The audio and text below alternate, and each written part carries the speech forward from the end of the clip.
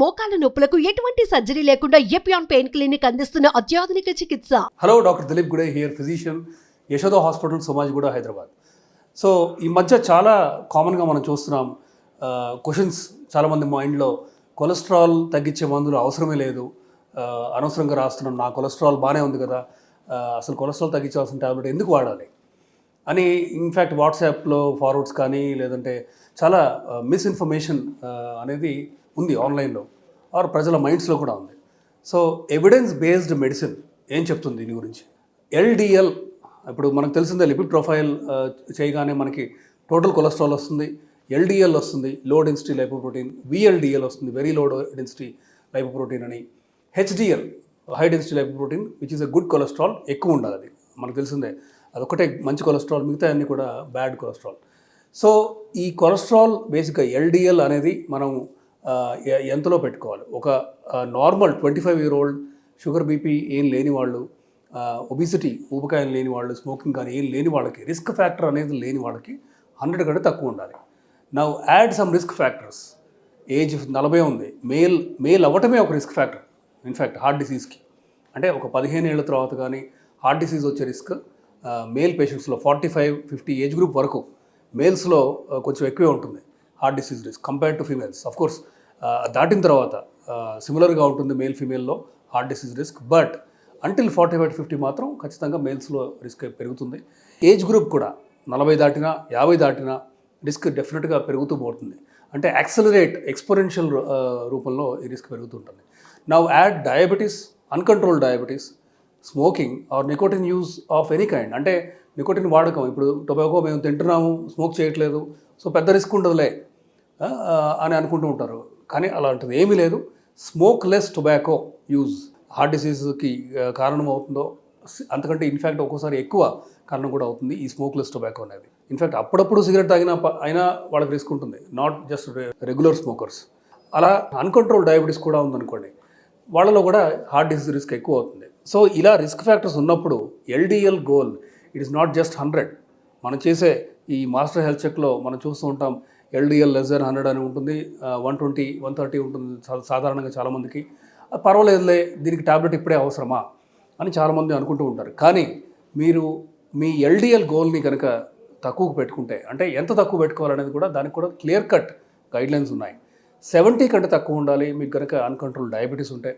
మీరు స్మోకర్ అయినా కూడా, అంటే సపరేట్ రిస్క్ ఫ్యాక్టర్స్, ఒక్కొక్క రిస్క్ ఫ్యాక్టర్స్కి ఇలా గోల్స్ తగ్గుతూ వస్తాయన్నమాట. అంటే ఒకసారి హార్ట్ అటాక్ వచ్చి లేదంటే హార్ట్ డిసీజ్ ఉందని చెప్పి స్టెంట్ వేశారనుకోండి, ఖచ్చితంగా 70 కంటే తక్కువ ఎల్డిఎల్ ఉండాల్సిందే. నా 2 సార్లు స్టెంట్స్ వేశారు ఇన్ డిఫరెంట్ ఒకేషన్స్ అంటే 50 కంటే తక్కువ ఉండాలి, సమ్టైమ్స్ ఈవెన్ 30 కంటే తక్కువ ఉండాలి. నా ఈ లెవెల్స్, ఈ ఎల్డిఎల్ గోల్స్ మనం మనకున్న కొలెస్ట్రాల్ తగ్గించే మందులతో ఇంత తక్కువకి తేగలమా అంటే కొన్నిసార్లు మనం తేగలం, కొన్నిసార్లు తేలేము. ఇప్పుడు 10 mg 20 mg రోజ్వాస్టాటిన్తో మనం ఖచ్చితంగా 50 ఎల్డిఎల్కి తేలేము.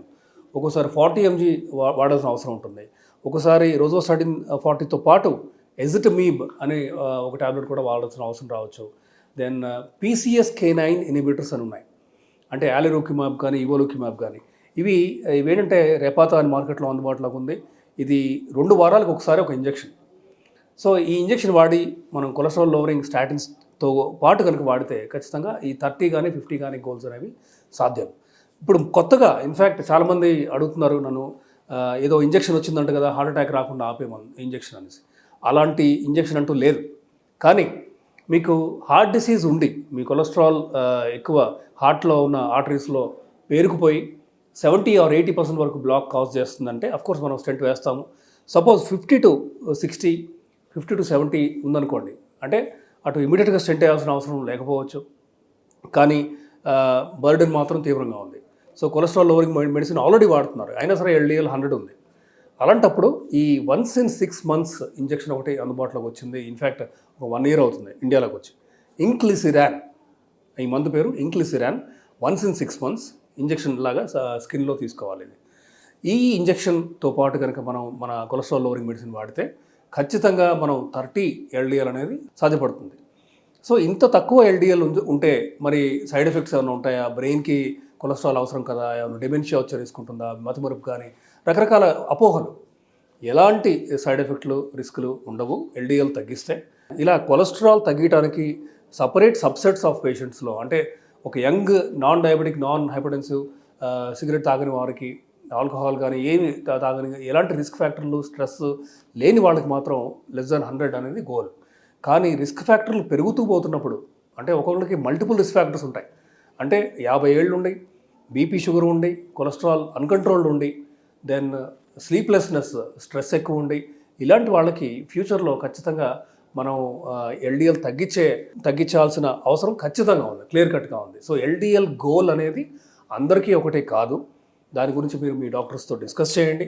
ఎల్డిఎల్ గోల్ నేను చెప్పినట్టు <70 ఇఫ్ ఒకసారి హార్ట్ అటాక్ వస్తే, ఆర్ అన్కంట్రోల్డ్ డయాబెటీస్ ఉంటే <70 ఉండాలి.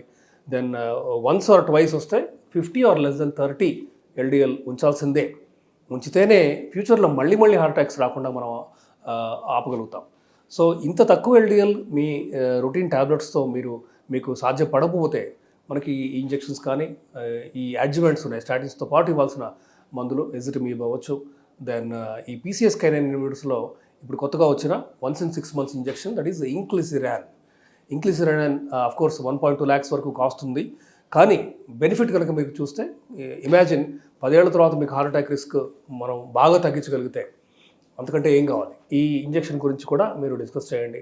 సపోజ్ ఈ ఇంజెక్షన్ అవసరం లేకుండానే మీ కొలెస్ట్రాల్, మీ ఎల్డిఎల్ కనుక 40 అలా ఉందనుకోండి, అఫ్ కోర్స్ మీకు అవసరం లేదు ఈ ఇంజెక్షన్. కానీ మీరు హై డోస్ కొలెస్ట్రాల్ లోవరింగ్ మందు వాడినా కూడా 70-80 కనుకుంటే ఖచ్చితంగా మీకు ఈ ఇంజెక్షన్ అవసరం.